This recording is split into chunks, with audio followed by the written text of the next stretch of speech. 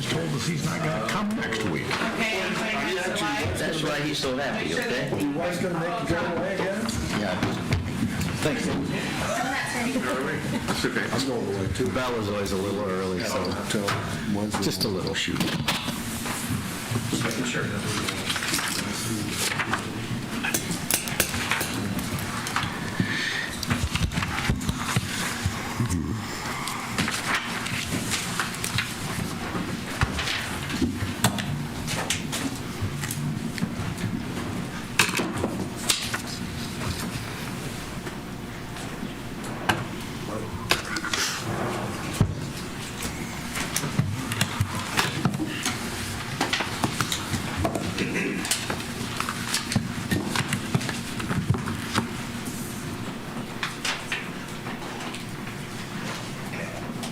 Okay, it's official.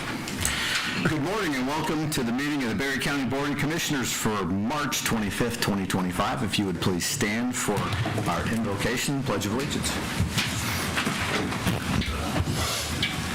Heavenly Father, thank you for another beautiful day, beautiful spring day in Berry County. We thank you for the opportunity to serve you and to serve our community. Please bless us, guide us, and all of those who work alongside us for the betterment of Berry County. Grant us the wisdom and patience to do what is right for our county and all of our constituents. Amen.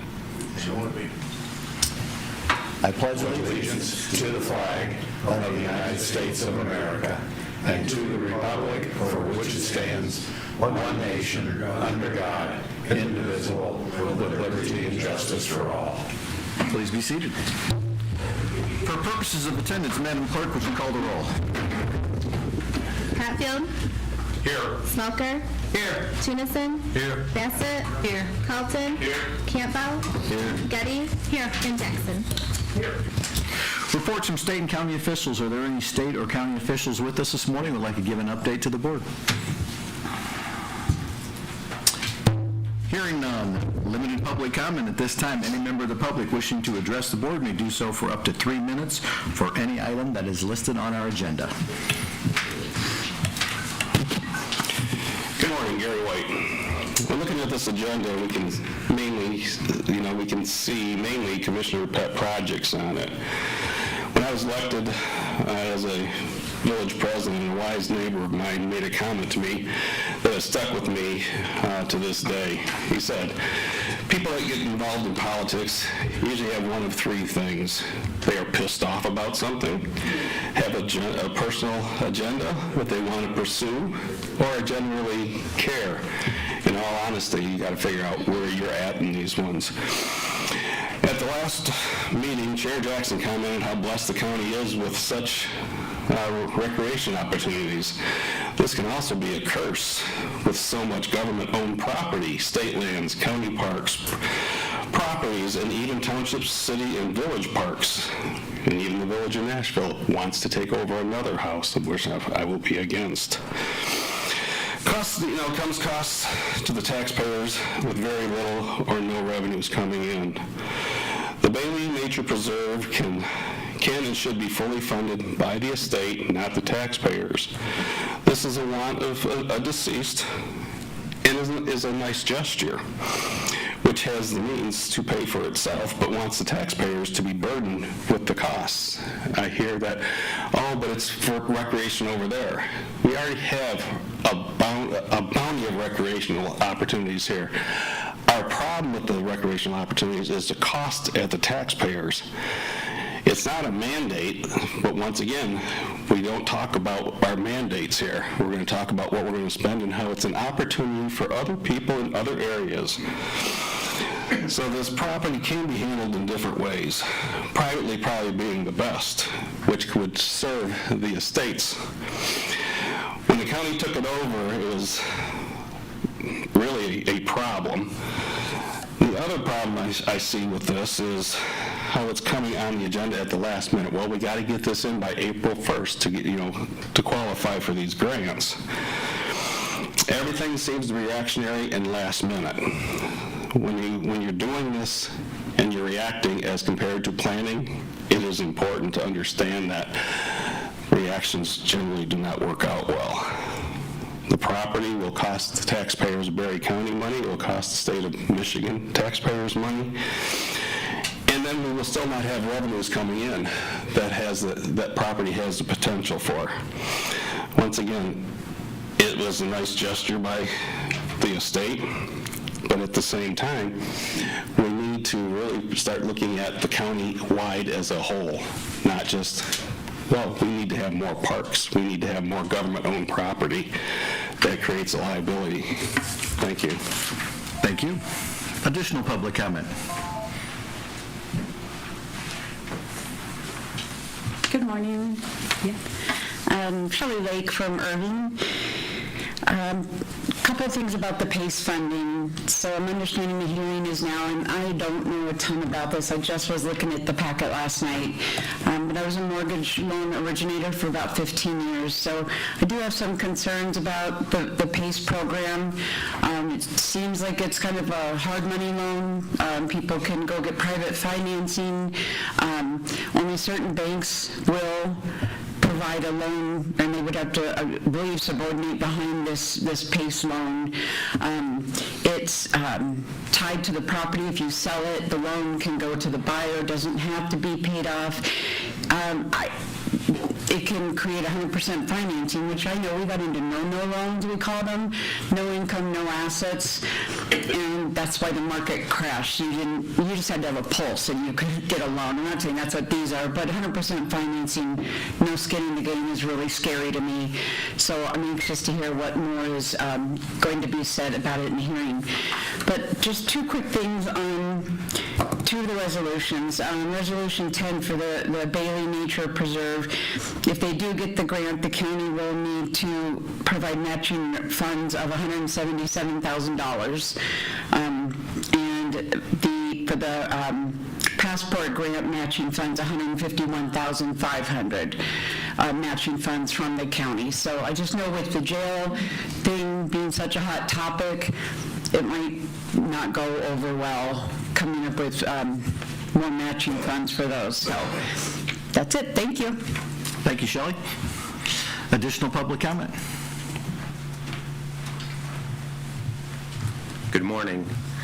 I appreciate the opportunity to speak today. My name is Greg Taylor with Copper Rock Construction and Development. We're the developers of the Hastings Riverview Loft project on the north side of the river near downtown. It's 135 apartment units plus about 10,000 square feet of commercial space, which will house the county food hub. I'm here today to speak in favor of the PACE financing initiative that Mary and others have put before you, and I come to you to let you know that from a practical perspective, it's a very attractive tool. It's one that we're planning to utilize for the Riverview Lofts project after going through multiple rounds of financing, multiple appraisals, multiple rounds of incentive work at the state level. We found that the PACE program is a good fit. Our traditional lenders are embracing it, and it is something that we're voluntarily pursuing on this project, and we think it's a very integral piece to the puzzle to make this project work within the debt coverage ratios and the equity requirements that are required by our primary lenders, the MEDC and MISTA. So we're a strong proponent of it. Happy to answer any questions that might be applicable that the board might have, but we would strongly encourage you to move forward on this initiative, and once in place, that'll allow us to finalize our construction financing and move the project forward at a faster pace. Thank you very much. Thank you, Greg. Additional public comment? Hearing none, approval of the written agenda. At this time, any member of the board may ask for an item to be removed from the consent agenda and placed under items for consideration. Hearing no such request, does any commissioner wish to change the agenda additionally? Hearing no such request, the agenda is approved as written. Various correspondence. Does any commissioner have correspondence they'd like to share with the board? Hearing no requests, consent agenda, Commissioner Smelker. Mr. Chair, I move for approval of March 11th, 2025 Board of Commissioners meeting minutes. Is there support? Support, Hatfield. Motion by Smelker, support by Hatfield. For all items listed on the consent agenda, discussion is not allowed and a roll call vote is required. All those in favor vote aye, opposed vote nay. Madam Clerk, would you call the roll? Hatfield. Aye. Smoker. Aye. Tunison. Aye. Bassett. Aye. Carlton. Aye. Campbell. Aye. Getty. Aye. And Jackson. Aye. The consent agenda is approved. This morning, we have a presentation from Gino Lucci, our airport manager. Come on down. Morning, Gino. Morning. Thank you for the opportunity to address the committee as a whole here.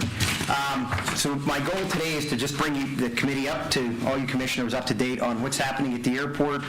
A lot of changes have happened since August, since I was hired, so we'll just dive right into it. And since a lot of people don't know what we do, we're going to explain that too. Who are we? The Hastings City Airport, if many people don't realize, is owned by both the City of Hastings and Berry County itself. We're jointly owned assets. We're run by a board consisting of 2 county commissioners, and here it be John Smelker and Bob Tunison. 2 great commissioners, by the way. We also have 2 appointed city councilmen. Of course. And we have 1 member at large who's a pilot, and he's considered the elder statesman at the airport, just because he's been around for so long. The airport was founded in 1947. Big question is, who am I? I am the airport manager. I'm an independent contractor hired to manage the airport, so it's just me out there. My family is my team, and that's kind of how we approach it, and I think Bob and John can attest to that. I'm the only paid person at the airport. That's through a contract. I've been in aviation since I was 13 years old. It was Civil Air Patrol. I'm also an FAA instrument pilot rated. I'm a licensed mechanic. I'm also an FAA inspection mechanic, which is a little bit higher up. And then I also started a company called Round Engine Aero, who supplies aircraft parts to the vintage aircraft industry. I've since handed that over to my son, so this is all I do right now as being the airport manager. So a little bit about the airport itself. It's 270 acres. Paved runway is our main runway at 5,000 feet by 75 feet. What that means is we can get a lot of airplanes in and out of there that can generate revenue for the city and for the county. We have 2 grass runways. Our terminal is open 24 hours to the public. And we have jet fuel and aviation gasoline with a combined capacity of 15,500 gallons. That's kind of important because the way I can buy fuel, I can adjust accordingly. So when it's cheap, I can buy a lot. We were able to do that before winter, and we're still running off fall fuel right now, which puts us at an advantage over other airports because we have cheaper fuel, so people will fly in for that. We have a flight school. We have a courtesy car. We have aircraft maintenance on the field. Believe it or not, we actually have an aircraft manufacturer on the field, and they're going to be soon expanding. We have crop dusting services. We do a lot of medevac flight support and aero ambulance, and that's probably the biggest thing that touches most people in this county that aren't pilots is the amount of medevac that goes on out there. I've worked late some nights and have seen 2-3 medevac flights in and out of there, so it's a great asset for us. We also do a lot of Army flight training support. If you follow our Facebook page, you'll see we post pictures of the helicopters, and right now they're practicing for firefighting. They like the fact that we have grass runways and they can operate independently of all the flight training going on. So a lot of people are interested about the numbers. We have 88 aircraft assigned to the field. What that means is those are airplanes that are based specifically there. We have a lot of other ones coming and going. To give you an idea, Grand Rapids has 92 airplanes assigned to their field. So we're a big little airport out there, or a little big airport. 5 multi-engine. We have 2 jets, 7 helicopters, and 4 other. And by other, that could be a turbine airplane, turboprop, or it could be a light sport airplane or anything else. The remaining of our aircraft are single-engine land airplanes. We don't have any seaplanes out there. So everybody always talks about money. Here's our economic impact. This is the numbers from MDOT. and from the FAA, and this is for 2023. I won't have 2024's numbers until the end of this year. It's just kind of how they run with that. Number one, I would like to point out that we are one of the few airports, I believe it's 3 at this point, in Michigan that are self-funded. So we do not come to the city and the county for money. Hopefully we can keep that going forward. We don't receive regular financial support. We might come to you for a loan on a big project, but the idea is to pay that back. A big portion of this, of us being self-funded, I have to give credit to the Baum family. They've built some infrastructure out there that allows us to be able to charge rent and fees that allow that to go stick straight back to the airport. And if you might not know, I know this isn't a slide, but airplane money is airplane money when it's generated, so it doesn't go back into a general fund and flow back out. So our books are just our books. If you ever pay parking fees out at if you go to the Detroit Metro or up in Grand Rapids, some of that parking fee actually goes into the federal fund, which helps fund projects out at our airport. So it's not part of our daily budget, but we do have several sources of revenue generating. According to M.Aero, this is the big thing. I know commissioners like to hear this. There are 107 local jobs that are directly related right out there at the airport. We generated last year, or in 2023, $46,000 of local state sales tax. Roughly 125 additional statewide jobs are supported because of our efforts at the airport. We have over 16,000 operations annually. So what that means is that's airplanes not necessarily landing, but that's touch and go, using our approaches, that's the military. So that's quite a bit when you start dividing that out over 365 days a year. We're busy out there. We had 35,382 passengers pass through there. That was either flying, again, it all involved those operations. As of writing this, all operations are increasing. That includes fuel cells, air ambulance, and all of our flight training. The flight school is maxed out. And then overall, this is just a general aviation, not the airlines. This is the small airports. Supports 1,330,200 jobs with a total of $339.2 billion annually. That was according to the 2025 NASA study, which is an aeronautical study. So small airports are important, especially when they really don't cost you any money.